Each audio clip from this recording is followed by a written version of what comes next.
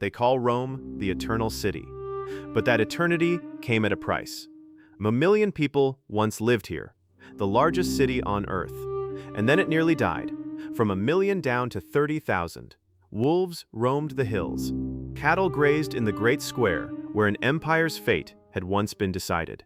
The city was burned, sacked, abandoned, stripped for its stone, yet every time it rebuilt itself on the same hills. Today, nearly 3 million people live here again. Back in the 8th century, the monk Bede recorded what pilgrims said: "While the Colosseum stands, Rome stands. When Rome falls, the world falls." Well, the Colosseum is still standing. This is the story of a city that refuses to die. And to understand how, we have to go back to the very beginning. For a long time, early Rome could only be imagined from ruins and old drawings. Now, using AI trained on historical imagery, we can see the city much as it once was. The marble forums of the empire, a pasture on the site of the forum, Baroque piazzas on opening day. 2,500 years of a city's life. Let's begin. It all began with a river crossing. Here, the Tiber makes a sharp bend, and right in that bend lies an island, the only place for miles where the river can be forded. Hills rose above the crossing, and between them lay a marshy, unhealthy hollow that the runoff from the slopes turned to bog. People settled on these hills very early. Traces of them go back to the Bronze Age, but it wasn't a city yet. Each hill held its own separate village. They lived on the dry summits and built from whatever lay underfoot. From Capellaccio, a crumbly tuff quarried straight off the Palatine and the Capitoline. Even then, a division appeared that the city would carry through its whole history. The hills were dry, clean, expensive. The rich lived there. The valleys stayed cramped and filthy. The air up top, Romans like to joke, cost more. Of those first people we know little, they left no writing. But the legend of the city's birth, Romans told gladly. According to it, the city was founded by twin brothers, Romulus and Remus, who fell out over who should rule. As Romulus was marking the boundary and laying the first wall, Remus leapt over it in mockery, and Romulus killed him on the spot with the words, "So perish anyone who leaps over my walls." The city barely existed yet, and its founding legend already held a murdered brother, and that Romans never forgot about themselves. So, by tradition, in 753 BC, Romulus founded the city and gave it his name. There weren't enough people, so he declared it a refuge. Runaways and outlaws streamed in from all around, and the women they took by force, seizing the daughters of a neighboring people in the middle of a festival. After Romulus, kings ruled the city for nearly 2.5 centuries, 7 of them, one after another, and it was under them that the scatter of villages on the hills finally grew into a single city. The decisive work was done by the last kings, the Etruscan Tarquins.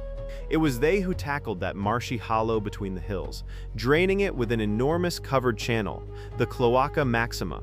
The water drained away, and on the dry ground that opened up came a shared space for all the hills, the Forum, the future heart of Rome. In effect, the separate villages fused into a city the moment that bog was drained, and the cloaca was never abandoned. It still works today, and you can see where it empties into the Tiber by the broken bridge, the Ponte Ratto.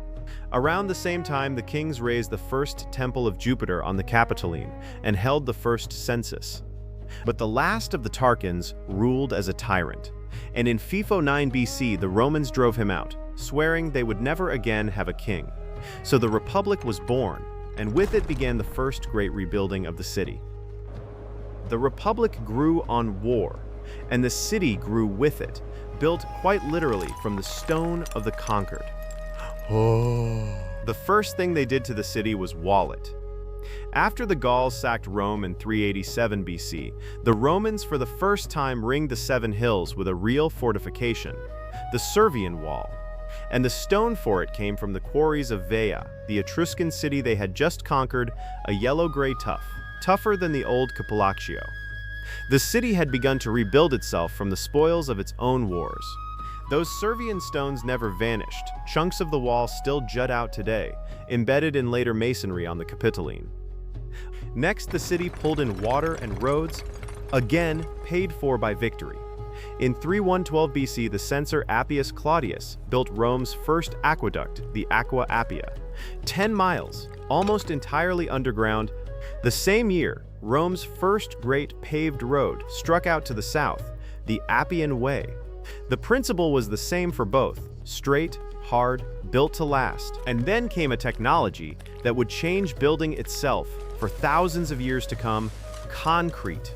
In the 2nd century BC, the Romans began mixing volcanic ash with lime and got a material that set even underwater and let them pour vaults and arches of any size. The first known concrete buildings were temples in the Forum around 120 BC. From that moment, Rome could build not only what could be cut from stone, but almost anything it could imagine. But the city grew without a plan. The streets stayed narrow. Even the main ones, the Sacred Way and the New Way, were no wider than 20 feet. Most people were packed into the valleys, above all into the Subura, a cramped quarter of shops, taverns, and tenements, dark and loud. And above it, on the Palatine, the nobility still lived. The same gap between hilltop and valley as under the kings, only sharper now. By the end of the Republic, the city held more than 500,000 people, and the local fields could no longer feed them. Grain came by sea from abroad. Rome was now dependent on shipments and on its aqueducts, and that dependence drove it to conquer ever further. And those wars bred generals, with armies loyal to them personally. The first to march troops across the city's sacred boundary was Sulla. Caesar finished the job crossing the little border river, the Rubicon, in 49 BC. After his murder came 13 years of civil war, and out of it stepped a single victor. From the Republic, the Forum still stands today, with its Sacred Way and the Mamertine prison at the foot of the Capitoline. In 5 centuries, the Republic built the city's skeleton, out of stone and concrete. As for what that skeleton would be dressed in, the first emperor would say it himself. The man who came out of those civil wars was called Octavian. He took the name Augustus and became the first emperor. Of himself he said, simply, that he had found Rome a city of brick and left it a city of marble. And that was barely an exaggeration. Under Augustus and those after him, the city was built up on a scale never seen before, and now it was clad in stone from across the empire. A new technique appeared, a concrete core faced with marble, so a cheap, strong body got an expensive skin. Granite for columns was hauled from the Egyptian desert, marble from Greece and Africa. Above the Temple of Jupiter glinted gilded roof tiles. And here the city reached 1 million people, the largest on Earth, a size no city would match again for 1,500 years. The built-up area covered some 8 square miles, but a huge share of that space was eaten up by public buildings, forums, temples, circuses, baths, imperial gardens. There was nowhere for 1 million people to live. So the city went up. This is how the insulae appeared, apartment blocks up to 6 stories high above the narrow lanes. And here you can see exactly how this city worked, right up the floors of an insula, only the reverse of our own time. Down below, where there was light and running water, were the spacious, expensive apartments and shops. The higher you went, the tighter, darker, and more dangerous it got. The poor crammed into the upper floors, hauling water up by the bucket. Their windows covered not with glass but with oiled cloth. The buildings forever catching fire from the portable braziers. And all of it within a stone's throw of the gilded tiles of the Capitoline. The city was not split into rich and poor districts.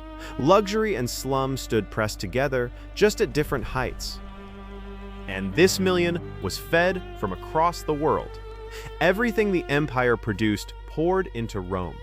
Grain from Egypt and Africa, olive oil from Spain, wine from Gaul, fish sauce from Portugal, spices that had crossed half the globe. Ships unloaded at the ports down the Tiber, and the goods were barged up to the city. You can still touch the trace of that flood today. On the edge of Rome stands a hill called Monte Testaccio, as tall as an 8-story building made entirely of broken clay jars, the amphorae that carried oil into the city for centuries. A 50-meter hill of rubbish, simply from feeding 1 million people every single day. Cheap or free bread for the poor became a matter of state. A hungry mob was more dangerous than any enemy at the gates. Water for that million came from the aqueducts, Rome's great engineering pride.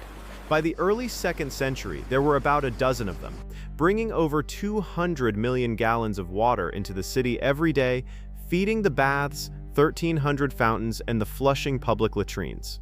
Across the plain, their arches marched toward the city, man-made rivers on stone legs. And in AD 64 came a fire that gave Rome the chance to rebuild itself properly, and showed who really owned the city. The flames ran for 6 days and burned 2/3 of Rome. The Emperor Nero, clearing the gutted center, dreamed of a new Rome, wide avenues, houses on a human scale, stone facades with porticos against sun and rain. The plan was sound, but half the cleared land in the very heart of the city, Nero took for himself, for a vast private palace with parkland and an artificial lake. He never really finished rebuilding, and many streets stayed as narrow and crooked as before. Still, the new rules after the fire demanded stone instead of timber, and Rome slowly grew less flammable. And when Nero was overthrown, the next emperors made a move that holds the whole character of this city.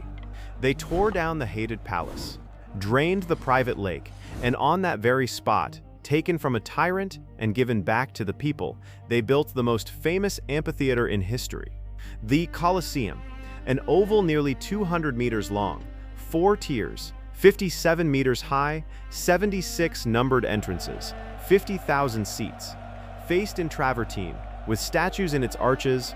Where one man had kept a lake for his pleasure, a building rose for the whole city. And the summit of Roman engineering genius was the Pantheon, rebuilt around AD 125. Its concrete dome is 43 meters across, nearly a meter wider than the Dome of St. Peter's, which would be raised 14 centuries later. Inside that dome, a perfect sphere would fit. The temple is exactly as tall as it is wide. At the top, a single round opening, the oculus, the only source of light. This record, the largest concrete dome on Earth, the Pantheon would hold for 1,300 years. And it survives because, from the 7th century, it became a church. Otherwise, it too would have been torn apart. By the early 2nd century, Rome stood at its peak. The sky above it ruled by the arches of the aqueducts and Trajan's column with its ribbon of 2,000 carved figures. It seemed it would last forever.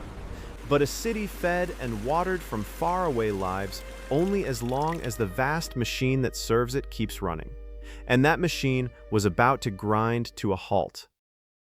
The city's decline reads most clearly in a single structure, a wall. For 800 years, imperial Rome had no continuous city wall. The old Servian one had long since dissolved into the buildings, and no new one was made. No enemy was ever let anywhere near the capital. The city was so sure of itself that it stood open. And then, in the 270s, it was hastily ringed with an enormous wall, the Aurelian Wall, over 19 kilometers, 381 towers, mighty gates. The very act of building it was an admission of defeat. Rome no longer felt safe. And one chilling detail, the wall enclosed more ground than the city actually filled. It was built with room to spare, while the city inside had already begun to shrink. 2/3 of that wall still stands today, and you can walk its length. Inside, the last giants were still being finished, the colossal baths of Caracalla and Diocletian, with halls 70 meters long and pools for thousands. But these were the last great monuments. After them, large-scale building in Rome simply stops. The machine that fed and watered 1 million began to break down. There was no one left to clean the aqueducts or bring in the grain. Power and money had drained to the frontiers. The capital was moved, first to Milan and Ravenna, then east altogether to Constantinople. And then came what had not happened in 800 years. At dawn on the 24th of August, 410, the Goths under Alaric entered Rome. Someone had opened the gates from within, and for 3 days they sacked the city the whole world had thought untakeable. For those who lived through it, this was the end of the world, quite literally. In Bethlehem, thousands of miles away, St. Jerome heard the news, set down his pen, and could not work. "The city that took the whole world has itself been taken," he wrote, and confessed that sobs choked his words. If Rome could fall, what could possibly stand? To those people, the city was not just a city, but the very word for the order of things. And now it had been sacked for 3 days. But it was not the sack that killed the city so much as what came after. In 476, the last Western emperor was deposed, a boy who by bitter irony was named Romulus Augustulus.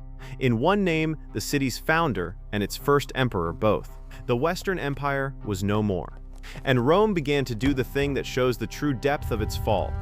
It started to eat itself. With no one quarrying or hauling new stone, they tore it from the old buildings. The Colosseum, the baths, the temples became quarries.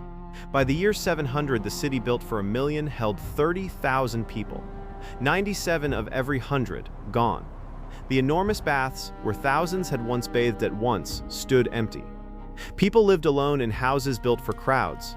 A whole imperial city was now home to a handful of people, like children playing in an abandoned palace. And it was Rome like this, almost empty, its ruins overgrown, that the pilgrims saw, whose words the monk Bede wrote down. And still, they kept coming. Now picture what the loss of almost an entire population does to a city. The Aurelian Wall, built for a vast Rome, now embraced emptiness. Inside it, between the few inhabited quarters and the walls, lay a great abandoned space. It even had a name, the disabitato. The uninhabited, fields, vineyards, farms, pasture, and ruins. Inside the city walls, whole districts grew over until they looked like dense forest. Foxes and boar lived in the thickets, and wolves roamed the hills. And the Forum, the heart of ancient Rome, became a livestock pasture. They called it just that, the Campo Vacchino, the cow field. The great buildings were too huge to demolish and too solid to fall, so people simply moved into them. And here the defining trick of medieval Rome is born. The city builds itself out of itself. The tomb of the Emperor Hadrian was turned into a fortress, today's Castel Sant'Angelo on the bank of the Tiber. The theater of Marcellus became the castle of a noble family, who built their home straight on top of the ancient arches. And the Colosseum was dismantled methodically, generation after generation. Its travertine and marble were carried off into churches, palaces, and fortresses all over the city. It got to the point where almost every medieval building in Rome holds a stone that was once part of something ancient. The city devoured its own past to build its present. What kept this half-dead city alive was the bones of saints. The apostles Peter and Paul were buried in Rome. Here were the catacombs of the martyrs. When secular power collapsed, its place was taken by the Pope, head of Western Christianity, and pilgrims streamed toward the apostles' tombs from all over Europe. They left their money in the city, and in Jubilee years 5,000 of them came a day. Chroniclers wrote of people crushed to death in the press on the bridges over the Tiber. This is what the city lived on. There was even a moment when the popes themselves abandoned Rome. For 70 years they moved to Avignon, in France, and the city sank lower still. But the pilgrims came anyway, because the bones of the apostles were still here. And when the popes returned and surveyed the overgrown, impoverished city with its cattle grazing in the Forum, they made the decision that would begin Rome's second birth. The city must be great again, worthy of the power the church laid claim to. So began the most dazzling building century in Rome's history. And here something almost unbelievable happens. To build anew, Rome goes to school at its own ruins. When the new St. Peter's was planned, the architect Bramante climbed into the ancient buildings to study how they had held up their vaults and domes. He literally took apart the engineering of the Pantheon to recover the long-lost secret of Roman concrete. The old Basilica of St. Peter, which had stood for 1,000 years, was pulled down, and on its site they began to raise the greatest church in Christendom. The work stretched over nearly 120 years. Bramante, Raphael, Michelangelo, and later Bernini worked on it one after another. Michelangelo designed the dome. It was raised to 42 meters across, and still could not surpass the Pantheon, whose dome had been built 14 centuries earlier and remained a touch wider. Ancient Rome still held the record. That same Michelangelo painted the ceiling of the Sistine Chapel, nearly 300 square meters, 4 years' work beneath the vault. The city was filling again with marble and paint, as it had under the emperors. The money for all this came from the sale of indulgences across Europe. Pay the church, and your sins are forgiven. But that same trade in forgiveness outraged a German monk named Martin Luther, and out of his protest grew the schism that split Western Christianity in two. It was almost a mockery. The city paid for its rebirth in stone by the very means that tore half its faithful away. And then the schism came back with an army. In 1527, the troops of the Emperor Charles V, a Catholic ruler no less, mutinied over unpaid wages and sacked Rome. The Pope hid in Castel Sant'Angelo, having fled there along the covered passage from the Vatican, the very passage tourists are shown today.